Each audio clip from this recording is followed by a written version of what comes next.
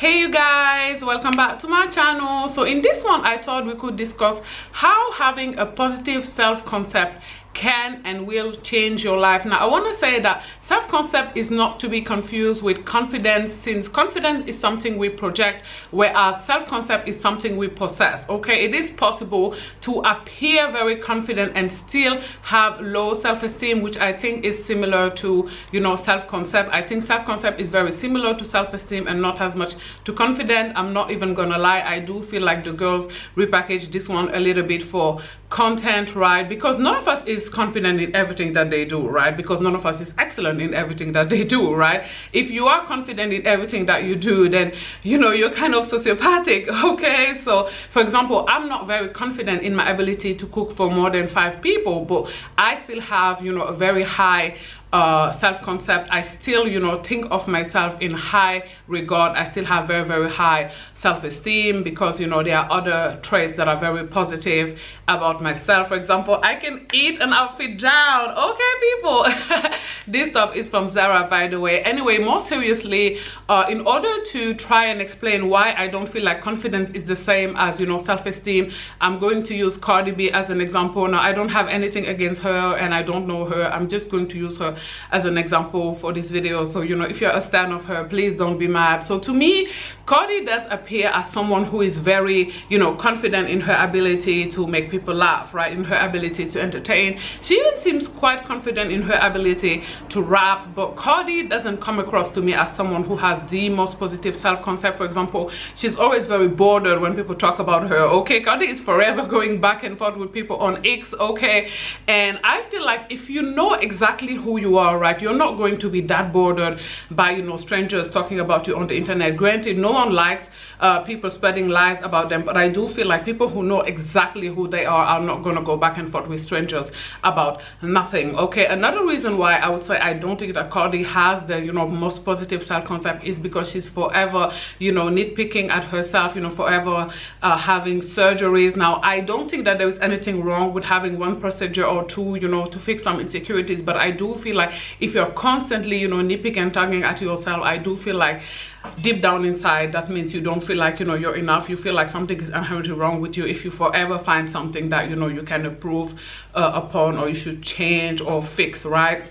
Now the third thing I'm going to say about Cardi is that allegedly, you guys, I don't have Cardi B's lawyer's money. Okay, I don't have going to Cardi B in court money. I'm not looking to get Tasha Cade. Okay, so allegedly, okay, she's married to this, you know, forever cheater. Allegedly Offset cheats on her all the time. He even got a woman pregnant recently, again allegedly. He forced her or asked her to have an abortion or paid her to do it, and allegedly she did again. All of it is alleged, but even, you know, without the assumption and the stories, we know that Cardi has filed for divorce from him 2 times already, right? We know that she once hit or had her friends hit a girl that, you know, had some intercourse or something going with him, and we just know that, you know, the relationship is kind of, you know, I wouldn't say toxic, but we know it is rather by infidelity. And I personally, I don't think that any woman who has as much as an ounce of self-esteem is gonna stay together with a cheater. I feel like, you know, when men know you have a very high sense of esteem, they are not gonna, you know, cheat on you or do anything that is gonna make you leave. To begin with, that is of course if this man cares about you and want to be with you, right? Because nobody can control nobody. Okay, but if you're together with a man who cares about you and who doesn't want to hurt you, I feel like he himself is not gonna go and cheat from his own, you know, version. I do also feel like, you know, if you have to threaten a man, you have already lost. And if you have to do that, I feel like you should stick to doing it one time and one time only. This is why, you know, boundaries are merely wishes when they are not reinforced. So before you go out there and threaten any man about anything, you know, make sure that you are going to follow through. Okay, if you tell a man I'm gonna leave you, you know, next time you cheat, make sure you actually do leave, because otherwise you're setting yourself up, you know, for him cheating over and over and over again, especially if you are dealing with somebody who is, you know, engaging other women without protection. Now, how would you know he's not using protection? Well, if he, you know, gets someone pregnant, then obviously they didn't use any protection. Now, ladies, staying with a man who cheats on you is already, you're down bad if you do that. But if you stay with a man who cheats on you without protection, then I just don't know what to tell you, because staying with somebody who potentially exposes you to HIV, like, I just don't know what to say. Okay, please follow the tips that are coming up in order to fix, you know, your self-concept. Now, how to actually have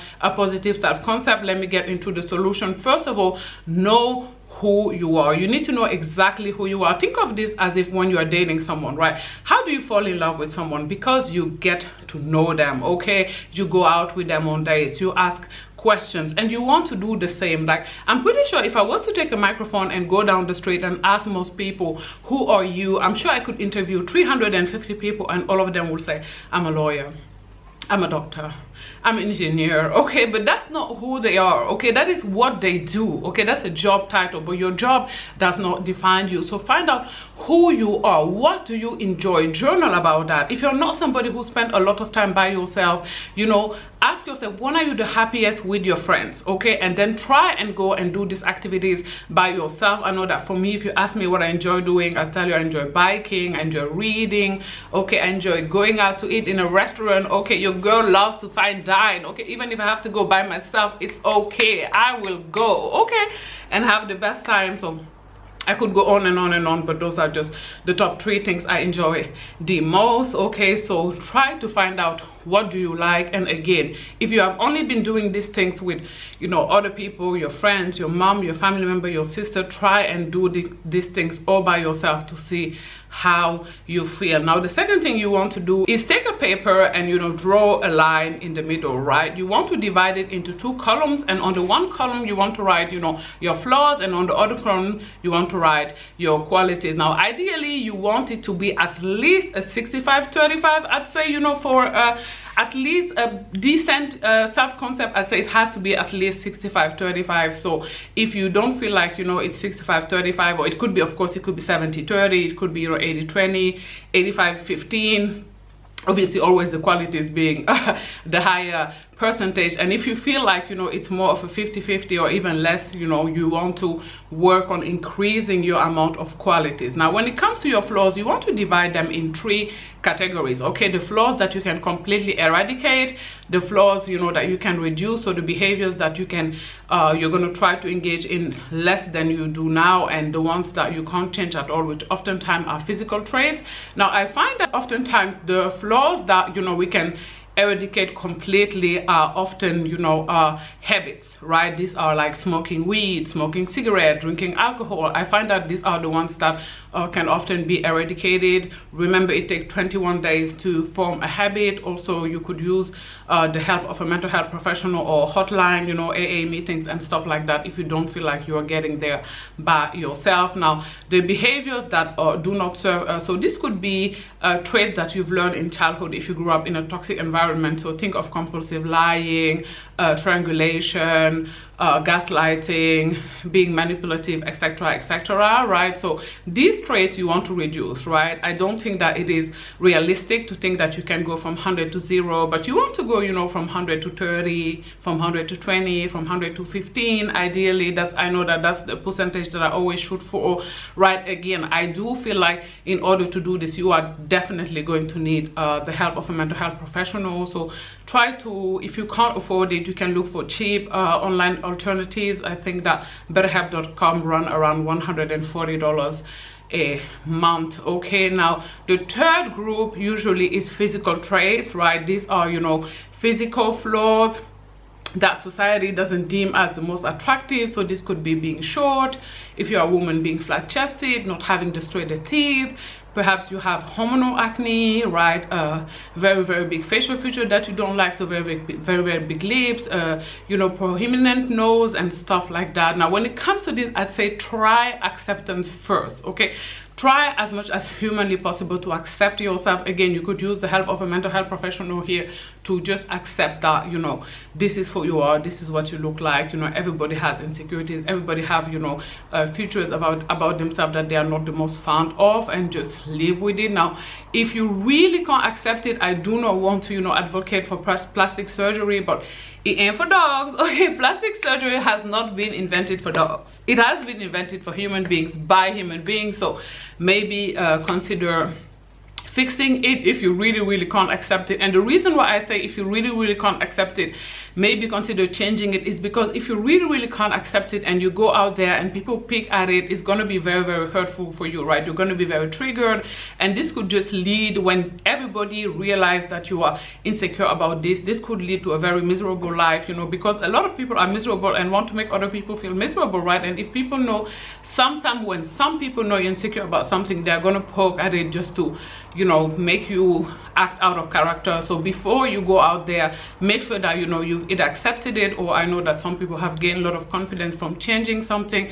Now if you have really accepted it, I say when you go out there, bring it up before other people do, because that's one way to reclaim your power. Now do not, you know, make too many depreciative jokes about it, because I find that when we do this, oftentimes, you know, people know that we are insecure about this thing. Because for me, if someone is always talking about something, even if it's in a joking manner, I will still know that, you know, this is something that bothers them. So you want to make 1 or 2 jokes, but you don't want to overdo it, otherwise people are going to know that, you know, you're insecure about it. Now again, make sure that you've really accepted it before you go out there and make any joke about it, because remember, maybe people are going to piggyback off of your joke and make a joke about it too, and if you are just fronting, you know, your feelings are really gonna get hurt, okay, out. So do not do this unless, you know, you're really confident and comfortable in your ability to, you know, accept that. Now the last thing that I'm going to talk about is taking impeccable care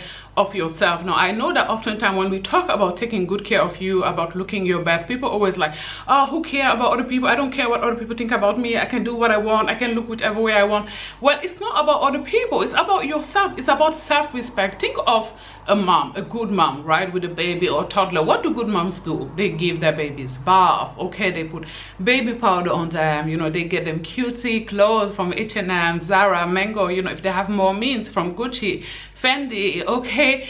So you want to do the same thing, right? Good moms put their babies to nap every day because they don't want them to be overtired in the evening. So listen to your needs, okay? If you're tired, take a nap.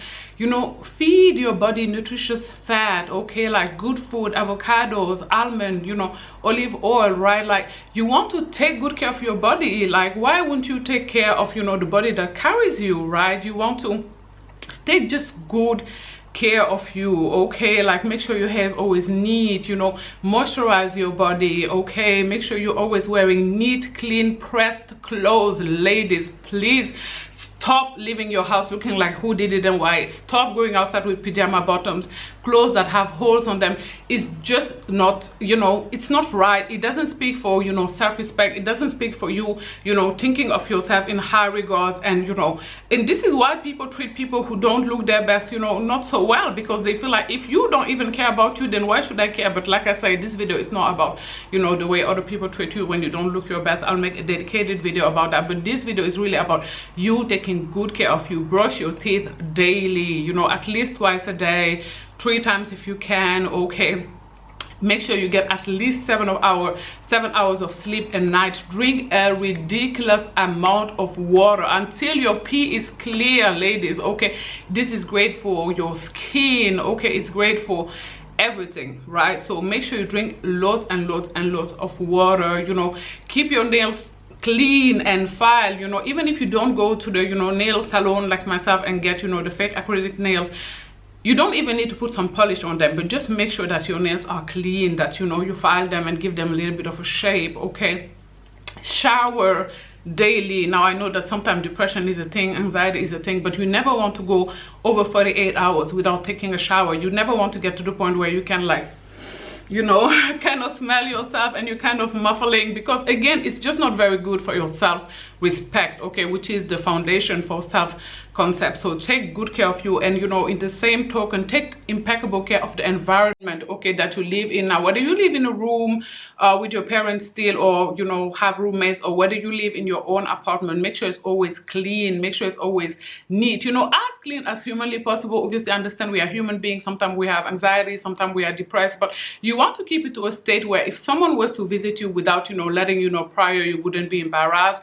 So just try to keep it, you know, as clean as humanly possible. After you've done your makeup, use makeup wipes immediately to clean the table, so that, you know, do the dishes immediately if you don't have a dishwasher, just so that, because I find that the longest we let things accumulate, the more lazy we get, and the less likely we are to do it, and the more, you know, chores they are to do, and the more anxious we get about them, and the harder it is to get it done. So try and get into the habit of doing the things immediately, most of them, so that, you know, you're never too overwhelmed, so that there's never too much work to do. I know that I try to do, you know, an hour at least every week, so 2 hours. I try to do an hour on Wednesday and on Friday, so that, you know, when I have to do the big cleaning, then on Sunday it's not too much left to do. So try to perhaps work like that if you have ADHD or something like that.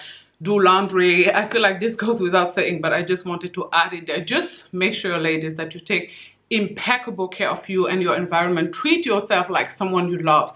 Treat yourself like someone you put on a pedestal, okay? Because once you do that, then your entire vision of you is going to elevate tremendously. If you treat yourself like someone important, then you are going to feel important, at least in your own eyes, and that's all that matters. I promise you, I guarantee you, ladies, that if you apply all of these tips, you are going to have a phenomenal self-concept, okay, a very positive and high one. You are going to like yourself, and then that is going to in turn give you, you know, real confidence to go out there and achieve your dream. Not a confidence that is based on, you know, faking it until you make it. Because when your confidence is not rooted in solid foundation, ladies, then it's going to be very shaky, and the second you go out there and someone shake at the roots a bit, you know, you're going to crumble, because you don't actually have, you know, high self-esteem. So make sure that your confidence is built off of, you know, something solid. I also wanted to express immense gratitude for all of you who wish me a happy birthday. So Mimi, Avaya, Princess Lamour, okay, such a warm welcome you guys have given me,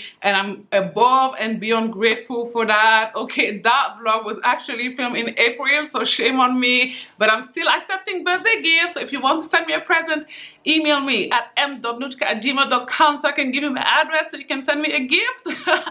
I'm just joking, you guys. I'm going to try my best to stay consistent, so help me by sharing my content, okay? The more views I get, the more motivated I become, and the most I'm likely to upload videos. So if you want me to upload more regularly, help me by spreading my content. I would be very appreciative of that. Do not forget to like in the comment section down below. Let me know, what do you think about positive self-concept? Do you think like me that is similar to self-esteem, or do you think it's more like confidence, or don't you just care about something like that?